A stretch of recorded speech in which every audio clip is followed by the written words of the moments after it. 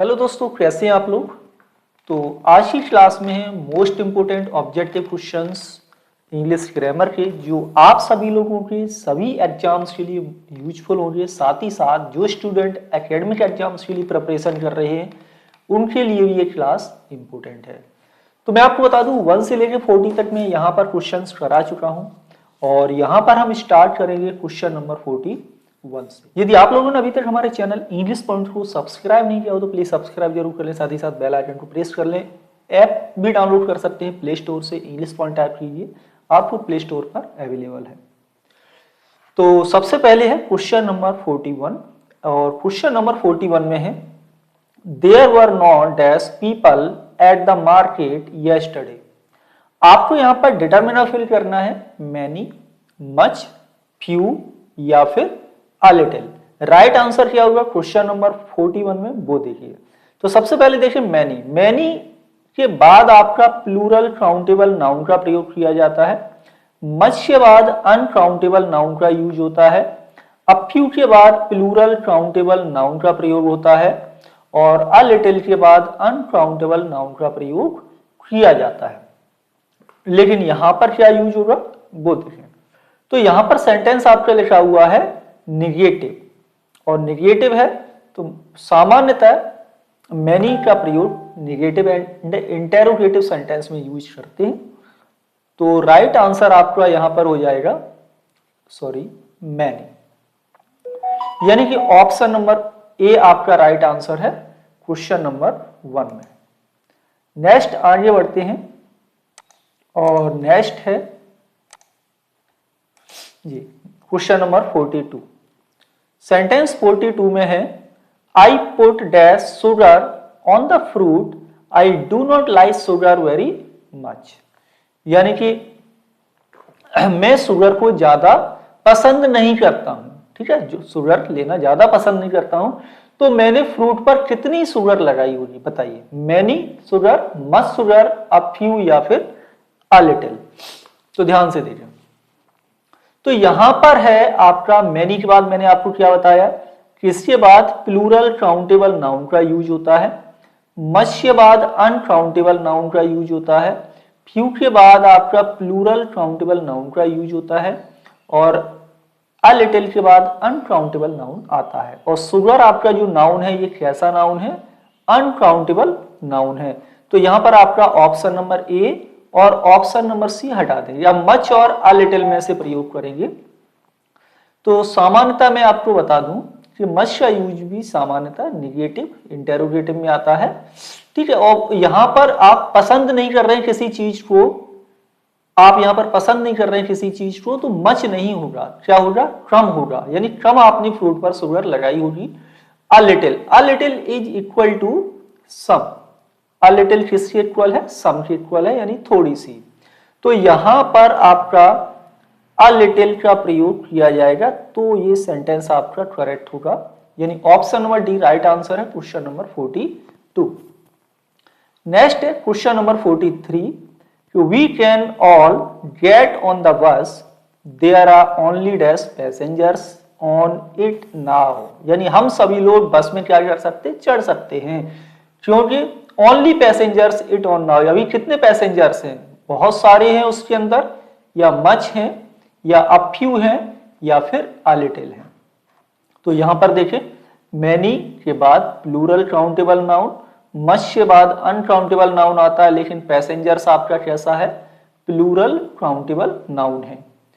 A few के बाद भी आपका प्लूरल काउंटेबल नाउन आता है और अ लिटिल के बाद अनकाउंटेबल नाउन, तो इसका यूज भी यहां पर नहीं होगा। ए और सी में से राइट आंसर बताना है। तो 43 में जो राइट आंसर होगा ये होगा आपका ऑप्शन नंबर सी, यानी कि अ फ्यू, यानी there are only a few passengers on it now. A few means some, यानी थोड़े से पैसेंजर है, मैनी नहीं है, मैनी होंगे तो हम सभी लोग उसमें नहीं बैठ पाएंगे। तो ऑप्शन आपका सी राइट आंसर है क्वेश्चन नंबर 43 में। नेक्स्ट है question number 44। The policeman is holding the dash right arm. यानी पुलिस वाला पकड़े हुए क्या, राइट आर्म पकड़े हुए किसकी, रॉबर राइट आर्म, रॉबर्स या फिर रॉबर्स, कौन सा राइट आंसर है, 44 में, क्वेश्चन नंबर 44 में। तो यहां पर देखिए, यहां पर जो राइट आंसर होगा ये होगा ऑप्शन नंबर बी। यहां पर लिखना है आपको रॉबर्स राइट आर्म, यानी लुटेरे की जो राइट आर्म है उसको पकड़े। ये पजेसिव फ्रेज का प्रयोग करना है आपको। किसका यूज करेंगे? Possessive phrase. Option number B right answer है 44 में।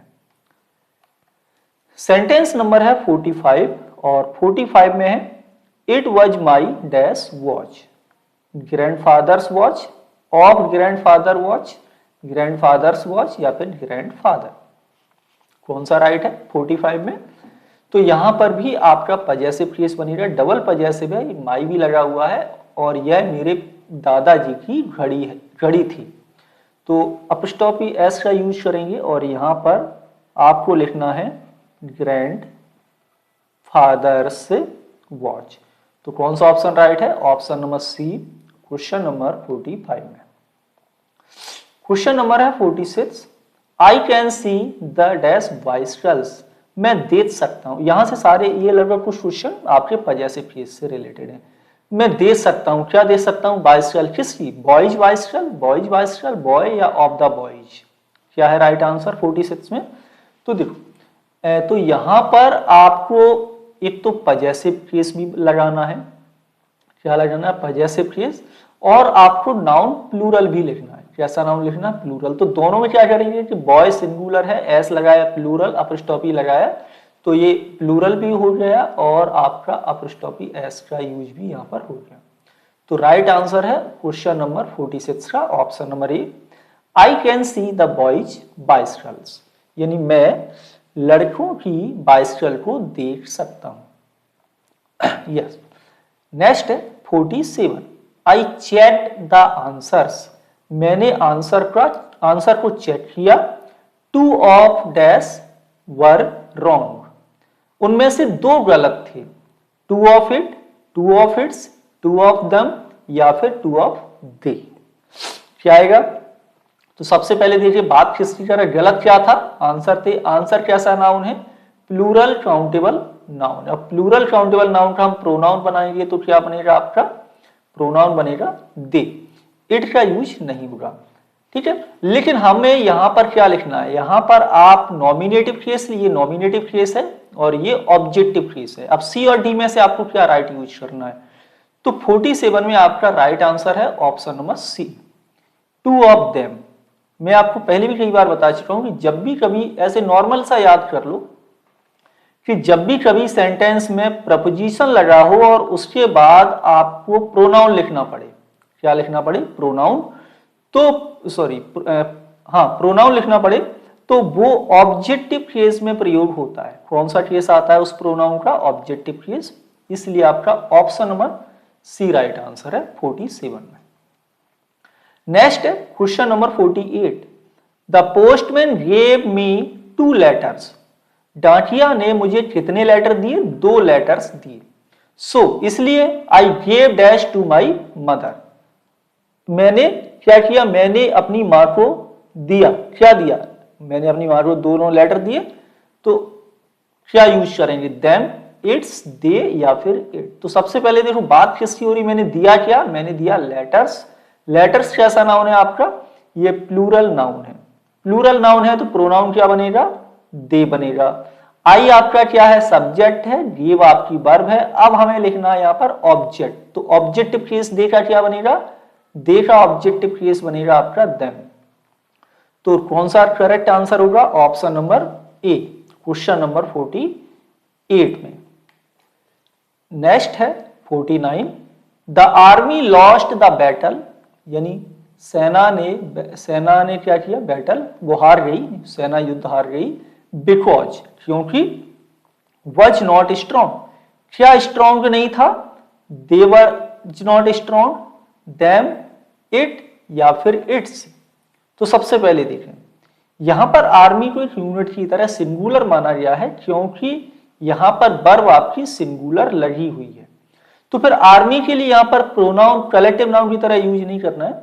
तो यहां पर आर्मी का आपको प्रोनाउन क्या लिखना है? यहां पर आर्मी का जो प्रोनाउन लिखा जाएगा ये लिखा जाएगा इट। और 49 में इस तरह से राइट आंसर आपका बनेगा ऑप्शन नंबर सी। आगे है क्वेश्चन नंबर 50 कि माई पेरेंट्स आर कमिंग, मेरे पेरेंट्स आ रहे हैं, मेरे माता पिता आ रहे हैं। I will open the door for, मैं दरवाजा खोलूंगा किनके लिए, पेरेंट्स के लिए। For they, for them, for him या फिर फॉर हर, क्या है यूज, क्या लगाना है यहाँ पर राइट प्रोनाउन। तो यहां पर आपको जो राइट प्रोनाउन प्रयोग करना है वो देखें, यहां पर राइट प्रोनाउन आपका यूज किया जाएगा option number B, question number 50 में। क्यों यूज होगा समझ में आया। तो यहां पर देखो आपका ये प्रपोजिशन यूज हुआ, वर्ब के बाद ऑब्जेक्ट है, प्रपोजिशन है, और यहां पर प्रपोजिशन के बाद जब भी आपको प्रोनाउन यूज करना होता है तो वो हम कौन से केस में करते हैं, ऑब्जेक्टिव केस प्रोनाउन का प्रयोग होता है। तो यहां पर लगाएंगे आप them, option number B, question number 50 में। आगे है question number 51, is this radio, क्या ये radio to you, of you, you या फिर योर्स, क्या होगा राइट आंसर। क्या अब यहां पर पूछा क्या जा रहा है, यहां पर पूछा जा रहा है क्या ये रेडियो तुम्हारा है, क्या ये रेडियो तुम्हारा है। तो यहां पर आपको यूज करना है पजेसिव प्रोनाउन, और पजेसिव प्रोनाउन क्या है आपका, योर्स।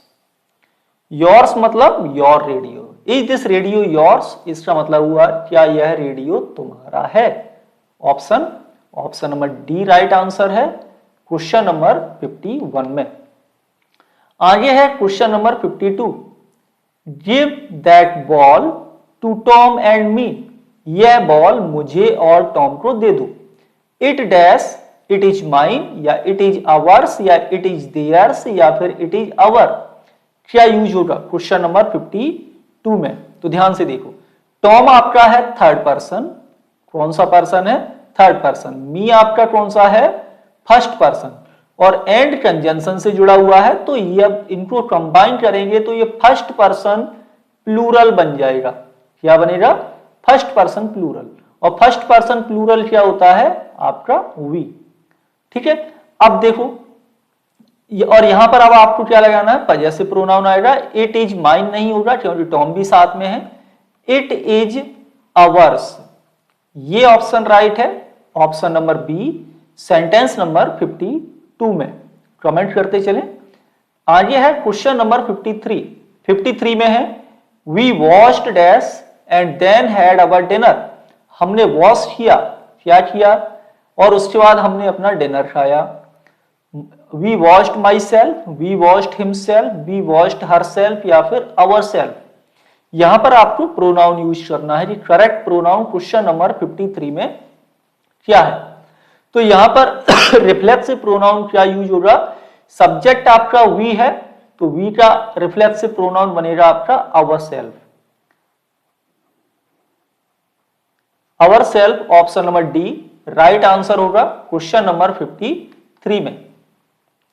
नेक्स्ट है क्वेश्चन नंबर 54, यहां पर है you must learn to defend dash, sorry and Tom, you must learn to defend.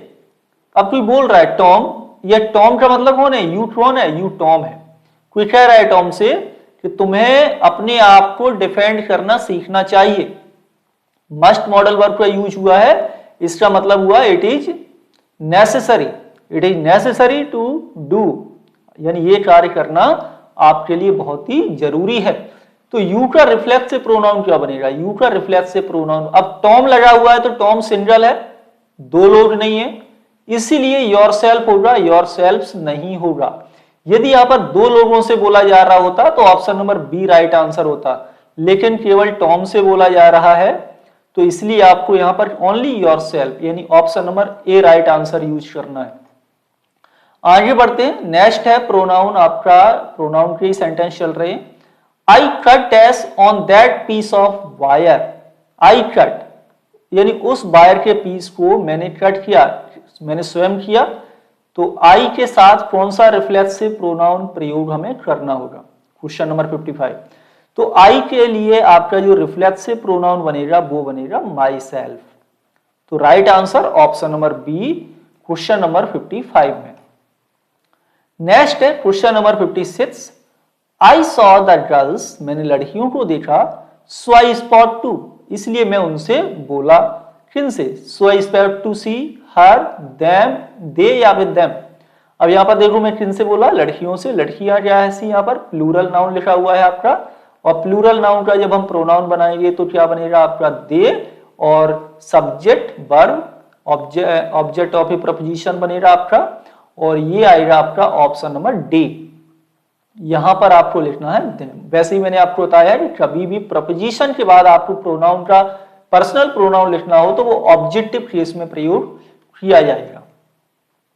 आगे है question number 57। You can have these books, आप इन किताबों को रख सकते हैं, dash are too hard for me, मेरे लिए तो ये बहुत ही हार्ड है। कौन? किताबें। दीज बुक्स कैसा नाउन है? प्लूरल नाउन है। प्लूरल नाउन का प्रोनाउन क्या बनेगा? ये बनेगा आपका दे, और इट नहीं आएगा, दे। अब देखो आर लगा हुआ है तो ये आपकी क्या है? वर्ब है, और वर्ब से पहले क्या यूज होता है? वर्ब से पहले यूज होता है सब्जेक्ट। तो पर्सनल प्रोनाउन को एज ए सब्जेक्ट यानी नॉमिनेटिव केस में हम लिखेंगे दे। ये है आपका राइट आंसर क्वेश्चन नंबर 57 में, ऑप्शन नंबर बी। सेंटेंस 58 है the rope was not very strong, यानी जो रस्सी थी वो बहुत ही स्ट्रॉन्ग नहीं थी। So we did not use, इसलिए हमने प्रयोग नहीं किया। किसका यूज नहीं किया? रस्सी का, रोप का। अब रोप कैसा नाउन है आपका? यहाँ पर सिंगुलर नाउन सब्जेक्ट के रूप में लिखा हुआ है, सिंगुलर ही वर्ब यूज हुई है। अब यहां पर क्या यूज होगा? वी आपका सब्जेक्ट हो गया, डिड नॉट आपकी एक्जुलरी वर्ब हो गई, और यूज आपकी मेन वर्ब हो गई, और वर्ब के बाद क्या आएगा? ऑब्जेक्ट आएगा। तो ऑब्जेक्टिव केस क्या बनाएंगे रोप का? रोप के लिए प्रोनाउन इट बनेगा, इट का ऑब्जेक्टिव केस आपका इट होता है। तो right answer option number D होगा। क्लियर है? नेक्स्ट आज अभी और भी प्रोनाउन के सेंटेंस है, इनको भी देखते हैं। सेंटेंस नंबर 59 में है the policeman spot to my sister and me, police वाला मेरी बहन और मुझसे बोला। He told dash about the bridge, उसने बताया किसके बारे में? ब्रिज के बारे में। अब यहां पर रूल दे समझिए, यदि सेंटेंस में टेल वर्ब लगी हुई है आपकी तो इसके बाद कंपलसरी ऑब्जेक्ट का यूज किया जाता है ना। तो यहां पर आपको क्या लगाना है? सबसे पहले सिस्टर एंड मी। सिस्टर आपका थर्ड पर्सन हो गया, मी आपका फर्स्ट पर्सन है, और थर्ड पर्सन फर्स्ट पर्सन को मिलाएंगे तो फर्स्ट पर्सन प्लूरल बनेगा, और फर्स्ट पर्सन प्लूरल क्या होता है? वी। अब ही सब्जेक्ट है, टेल वर्ब है, तो वी का ऑब्जेक्टिव केस क्या होगा? ऑब्जेक्टिव केस होगा आपका अस। तो ऑप्शन कौन सा राइट होगा 59 में? Option number A. आगे है sentence 60 the bananas were not ripe, जो बनानाज थे वो पके हुए नहीं थे। So we did not buy, इसलिए हमने नहीं खरीदा। किन्हें नहीं खरीदा? बनानाज को नहीं खरीदा। It, we did not buy it होगा, इट्स होगा, देम होगा, या फिर दे। तो बनानाज आपका प्लूरल नाउन लिखा हुआ है, प्लूरल ही वर्ब लगी हुई है। ठीक है, वी आपका सब्जेक्ट है, भाई आपकी वर्ब है, वर्ब के बाद आएगा ऑब्जेक्ट, और प्लूरल नाउन का प्रोनाउन क्या बनाते हैं? दे, है ना। और तो यहां पर हो जाएगा आपका ऑप्शन नंबर सी, देम का प्रयोग करना है, और ये सेंटेंस राइट होगा। आगे बढ़ते सेंटेंस नंबर 61 में है please open the window I can't reach, कृपया दरवाजा क्या खोलना है? विंडो, खिड़की खोल दीजिए, मैं पहुंच नहीं सकता। कहां तक नहीं पहुंच सकता? विंडो तक। तो विंडो के लिए आपको बताना है हिम होगा, हर होगा, देम होगा, या फिर इट। अब विंडो आपका यहाँ पर सिंगुलर नाउन लिखा हुआ है, सिंगुलर नाउन विंडो के लिए हम प्रोनाउन यूज करेंगे इट, और आई सब्जेक्ट है, रीच वर्ब है, तो इट का जो ऑब्जेक्टिव केस होता है वो भी इट ही होगा। तो ऑप्शन नंबर डी आपका राइट है सेंटेंस नंबर 61 में। आइए नेक्स्ट है sentence number 62 my father listen to the news he was very pleased with, मेरे पिताजी ने न्यूज को सुना, वो बहुत ही प्रसन्न थे। किससे प्रसन्न थे? न्यूज से। तो सबसे पहले न्यूज आपका कैसा नाउन है? न्यूज आपका अनकाउंटेबल नाउन है, गिन नहीं सकते। एस लगा हुआ है, इसका मतलब ये नहीं कि प्लूरल है, तो दे आएगा, देम आएगा, इट आएगा, या फिर इट्स होगा। तो right answer option number C uncountable noun use के लिए आपको प्रोनाउन इट का प्रयोग करना है और ये ऑब्जेक्टिव केस में यूज हो रहा है विद आपका प्रपोजिशन है, और प्रपोजिशन के बाद यदि आप प्रोनाउन लगाते हो तो वो ऑब्जेक्टिव केस में यूज होता है। तो आज की क्लास में इतना ही। आई होप क्लास आपको अच्छी लगी होगी। कमेंट करके बता सकते हो क्लास कैसी लगी, दोस्तों के साथ शेयर कर सकते हो, चैनल को सब्सक्राइब कर सकते हो और प्ले स्टोर से इंग्लिश पॉइंट का ऐप तो जरूर डाउनलोड कर लें। मिलेंगे आपसे नेक्स्ट क्लास में। Thank you for watching.